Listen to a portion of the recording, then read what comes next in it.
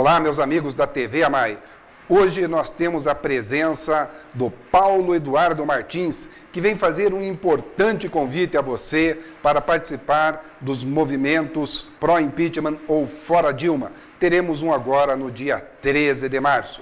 Ainda, no programa de hoje, nós vamos ter a presença do coronel Valdir Copete Neves, que foi o idealizador, criador e comandante do Grupo Águia, que vai falar conosco sobre o sucesso do Grupo Águia e a importância do ciclo completo de polícia para as polícias do Brasil e principalmente para a vítima, para você, cidadão. Ciclo completo, uma unificação de competência. Tudo isso e muito mais agora na sua TV AMAI.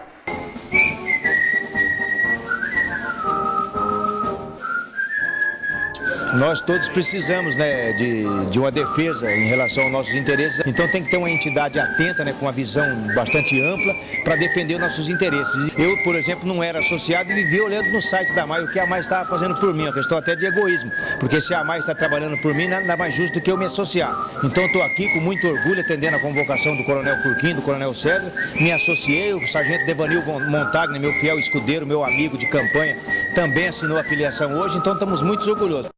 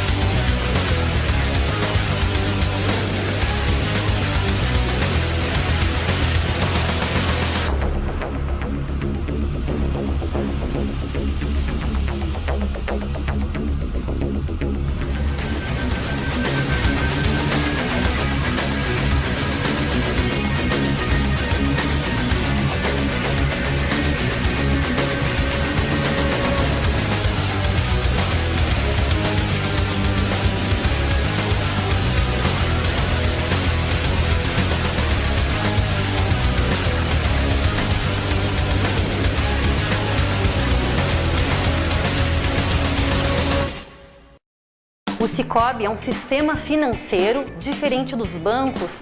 Nós não temos clientes, nossos clientes são os próprios donos, onde eles participam dos lucros e resultados da cooperativa. Com isso, eles têm uma conta corrente com todos os produtos e serviços, sendo crédito, investimento, cartões, consórcios, seguros, previdência, internet, caixa eletrônico, tudo isso com custo reduzido e no final do fechamento do balanço, eles participam dos resultados da cooperativa.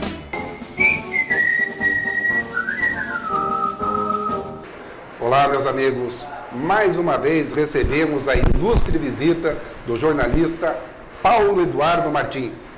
Paulo Martins, como é mais conhecido, comentarista, um dos líderes do movimento Fora Dilma, ou Brasil Livre, Isso. tanto faz. Tanto faz, dois, Fora Dilma já engloba tudo. Já engloba tudo, né? Dia 13 de março, teremos mais um Fora Dilma. Quer começar convidando os nossos ouvintes, telespectadores da TV Mai? Sim, primeiro prazer estar aqui mais uma vez, né, na tua companhia, Coronel, falando com todo o pessoal que acompanha o programa da Mai. É muito importante que as pessoas venham a participar das manifestações, seja essa próxima que vai ocorrer em março ou outras que virão, certo. Porque é isso que legitima, junto aos atores políticos, aqueles que têm os meios de ação, a vontade popular, a vontade da população que não aguenta mais, não suporta mais esse governo que quebrou o país e está fazendo com que as pessoas passem dificuldade. Eu acho que esta do dia 13 é muito bom a gente participar, eu estarei lá, minha esposa, toda a minha família, porque nós estamos tendo uma mudança no Tribunal Superior Eleitoral. A vinda do ministro Gilmar Mendes em lugar do Dias Toffoli é importantíssima, porque tira uma pessoa que foi advogada do partido durante muito tempo e que se tivesse,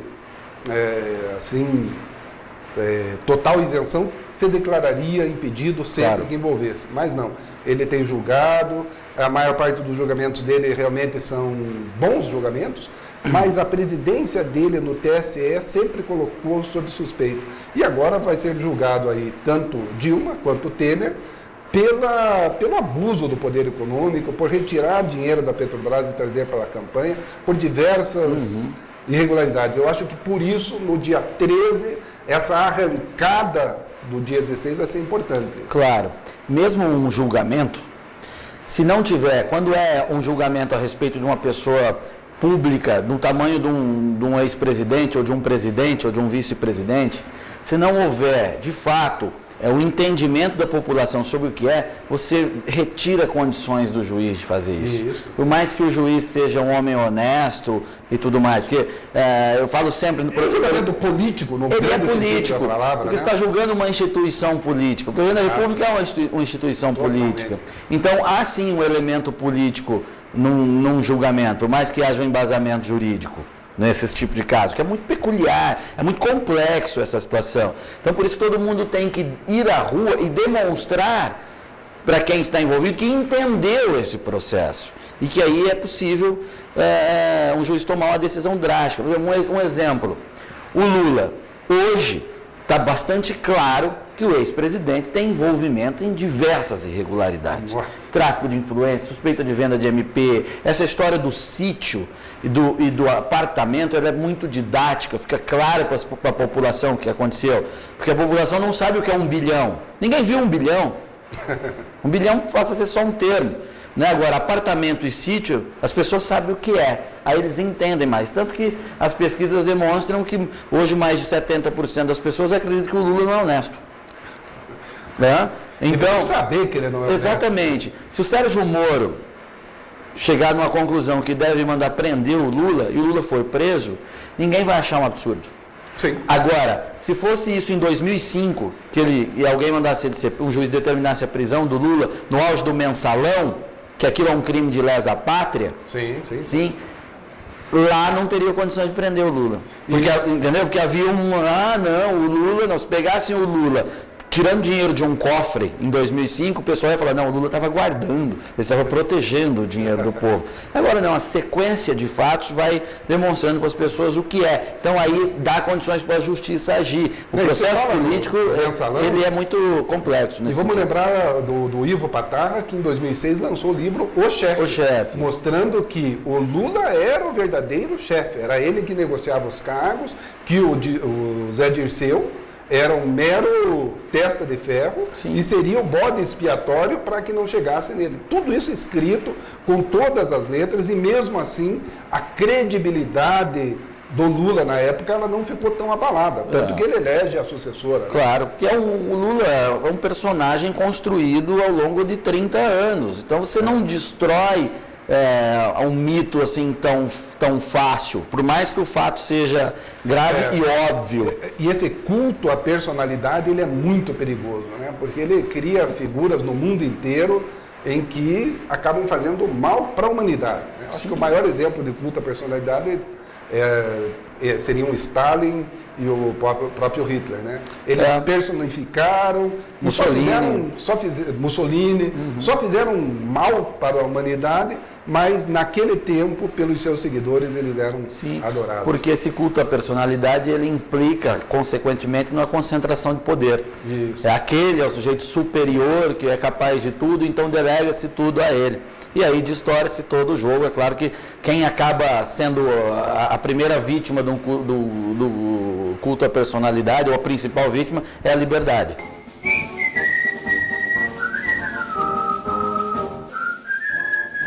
Nós todos precisamos, né, de uma defesa em relação aos nossos interesses, então tem que ter uma entidade atenta, né, com uma visão bastante ampla para defender os nossos interesses. Eu, por exemplo, não era associado e vivia olhando no site da AMAI o que a AMAI estava fazendo por mim, uma questão até de egoísmo, porque se a AMAI está trabalhando por mim, nada mais justo do que eu me associar. Então estou aqui com muito orgulho atendendo a convocação do Coronel Furquim, do Coronel César, me associei, o Sargento Devanil Montagna, meu fiel escudeiro, meu amigo de campanha, também assinou a filiação hoje, então estamos muito orgulhosos. O Sicoob é um sistema financeiro diferente dos bancos. Nós não temos clientes, nossos clientes são os próprios donos, onde eles participam dos lucros e resultados da cooperativa. Com isso, eles têm uma conta corrente com todos os produtos e serviços, sendo crédito, investimento, cartões, consórcios, seguros, previdência, internet, caixa eletrônico, tudo isso com custo reduzido e no final do fechamento do balanço, eles participam dos resultados da cooperativa. Meus amigos, hoje uma visita muito especial aqui na AMAI, a presença do Coronel Valdir Copete Neves. O Coronel Neves, ao fazer a sua tese de doutoramento em segurança pública no seu curso superior, tratou do importante tema ciclo completo de polícia. Além de uma vida dedicada à nossa corporação, tendo trabalhado em várias unidades, 1º Batalhão de Polícia Militar, onde eu o conhecia, ainda moleque. Depois tivemos a oportunidade de trabalhar juntos no Comando do Policiamento do Interior, na seção de planejamento da Polícia Militar, onde o senhor foi meu chefe direto aí no nascimento do Projeto Povo e outros importantes projetos. Essa questão de estudar cientificamente o ciclo completo de polícia. Conta um pouco para nós, meu amigo Coronel Neves. Primeiro, Coronel César, eu quero dizer do prazer de ter sido convidado, tá, para tratar de um assunto de tão importância, não só a nível local, mas a nível nacional. Sim. Então, quando nós fomos determinados para criar o Grupo Águia, a gente já sentia que a vítima precisava, na realidade, de uma resposta. Né? Tinha que ter uma resposta. O grande problema hoje, atual da segurança pública, a Polícia Militar tem um grande efetivo, mas ela tem que chegar no local do crime. Se tiver lá, o bandido lá prende. Se não tiver lá, o bandido vai embora e depois, para ir atrás, daí já tem que ser outra equipe, outra população, aliás, outra corporação, para que possa realmente dar a resposta ao vítima. E nós pensando nesse fato, é que conseguimos com 25 policiais e mais um sistema de inteligência, 25 operacionais e mais um sistema de inteligência voltado para a área de segurança pública, é que conseguimos fazer segurança no estado do Paraná referente a assalto nas rodovias, né? Com a colaboração da Polícia Rodoviária, essa situação toda. Como funcionava e como funcionou isso e como deu um resultado isso. Muito bem. Foz do Iguaçu recebia por ano, na época, mais de 10 milhões de habitantes. Então, de repente, você fala, poxa, mas com 25 pessoas você faz uma segurança e conseguiu reduzir o crime, conseguiu reduzir os assaltos nas rodovias. Isso aí foi me chamando a atenção. Eu comecei a estudar cada vez mais isso aí. Fiz uma visita no FBI, né? Fiz uma visita também na CIA, na época na Secretaria de Segurança, fui aprender um pouco referente a como funcionava essas instituições de inteligência e de segurança, para que a gente pudesse, na sequência, criar alguma coisa diferenciada. E foi o que fizemos e que se transformou no resultado. E pensando nisso aí, quando nós fomos designados para fazer o curso superior de polícia, nós já tínhamos em mente que isso daria certo. Né? Por quê? Porque a polícia, daí sim, o bandido rouba, vai ter a resposta.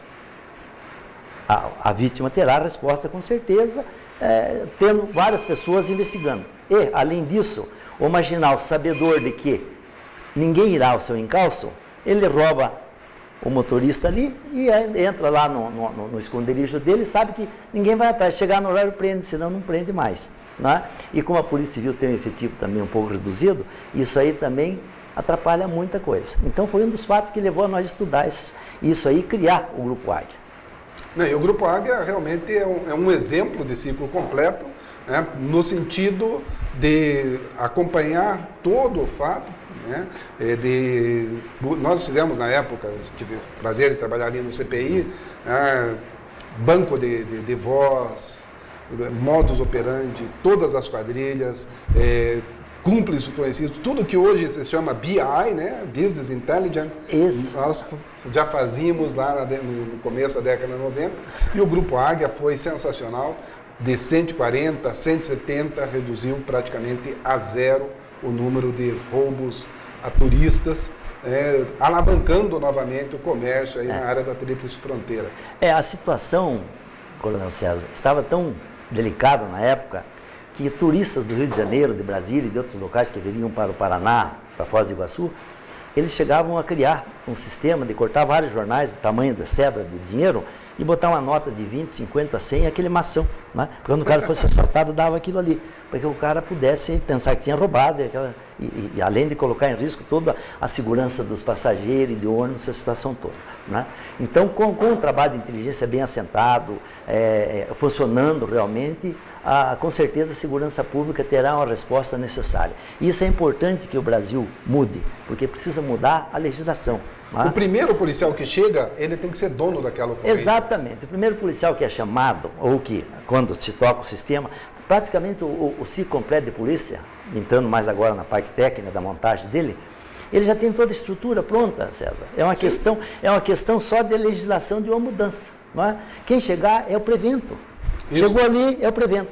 Né? De repente, a vítima liga lá, cai no 90, quem está mais próximo aí? Está a viatura no tal. Vai lá, pega, ele tem que dar resultado daquela situação. Não é? Ele tem que saber, ele então dá seus pacotes, é que nem juiz hoje, dá-se um pacote de processo para o juiz, tem que dar conta daquele processo. Dá-se um pacote também de delitos na área daquele grupo, ele tem que dar resposta, a vítima tem que ser inteirada disso aí.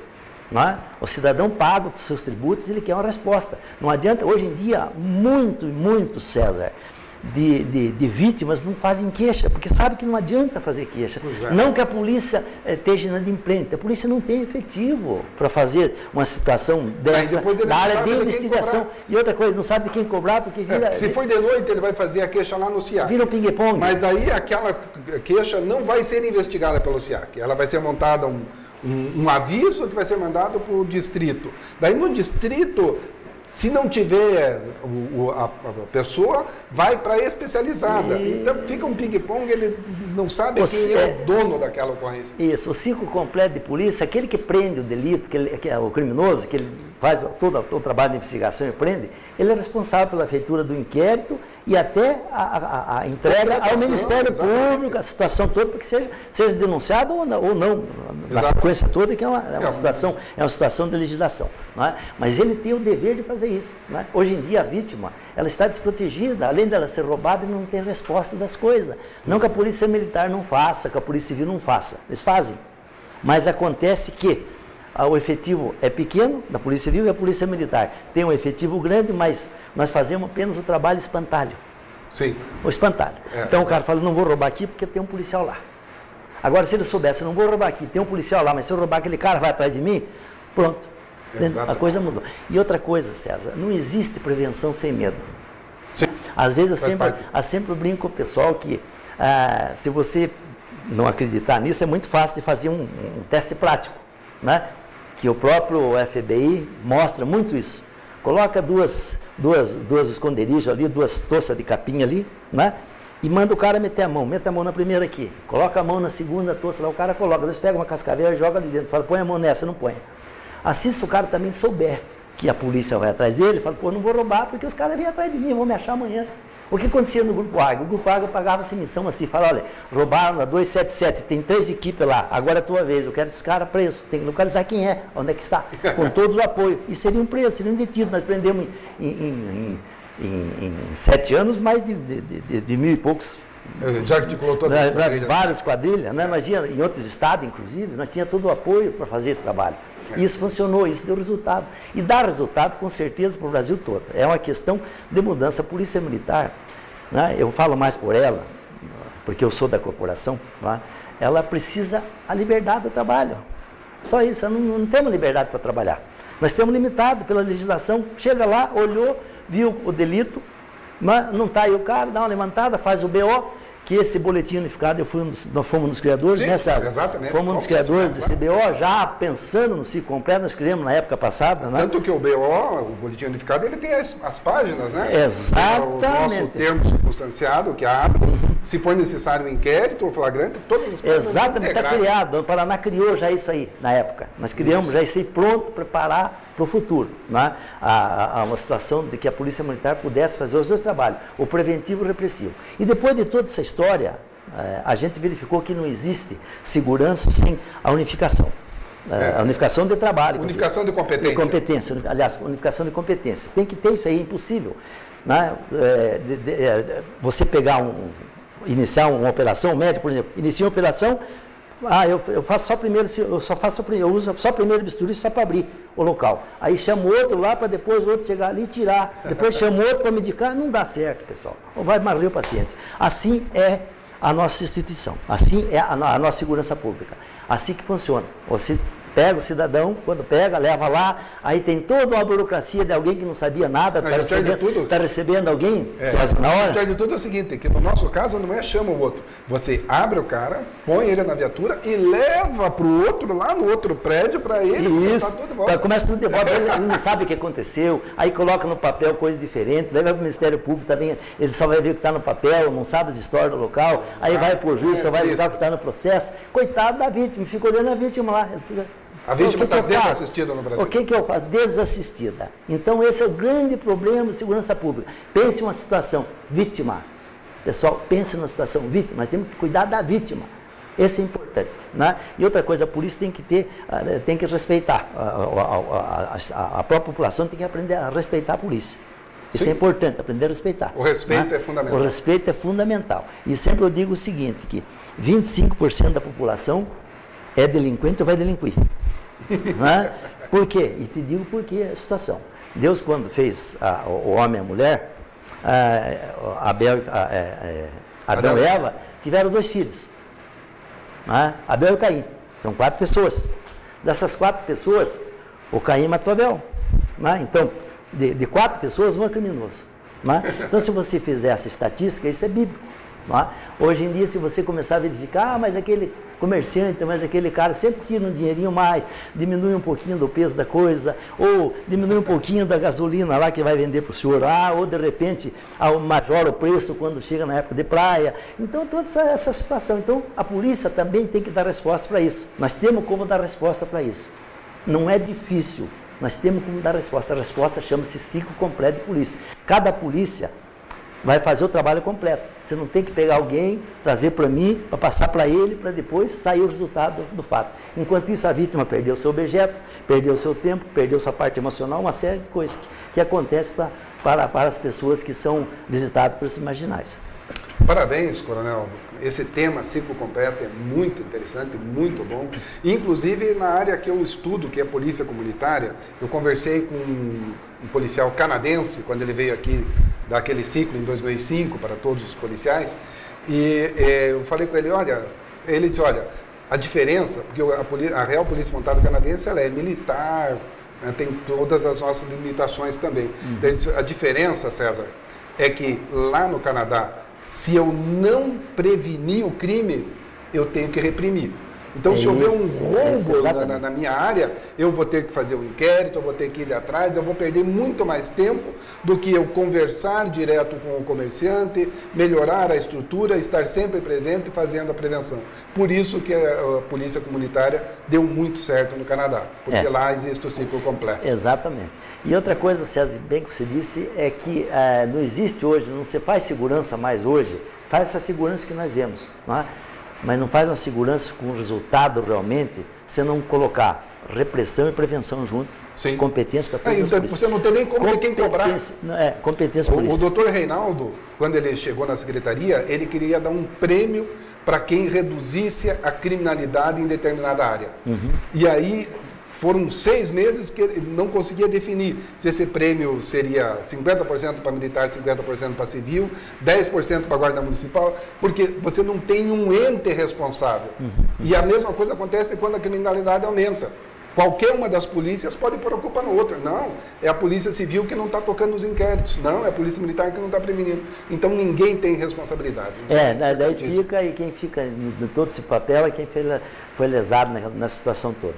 Então, nós, hoje em dia, eu gosto de contar essa historinha, que é importante até para elucidar para as pessoas que estão nos assistindo, que vão nos assistir, que na época mais antigas, o cidadão, quando fazia o lavrador, quando ele ia cultivar sua terra e plantava arroz, então ele geralmente fazia aquelas plantações de varja, né? O arroz das varjas. Sim. Então está tudo bem. Quando começava a caixar o arroz, começava a vir o chupim, né? Que gosta muito de arroz. E o chupim começava a chegar no arroz, aquela coisa toda. Aí ele precisava ficar preocupado de como é que a gente faz agora. Já sei, vou colocar um espantalho lá. Vou vestir como se eu tivesse lá. Quando eu estou lá, eles não veem. Então, pegou e se vestiu um espantalho, colocou a roupa, o chapéu de palha, aquela coisa tudo, e botou o espantalho lá. Então, de repente, o chupim chegava lá próximo, ficava olhando o espantalho.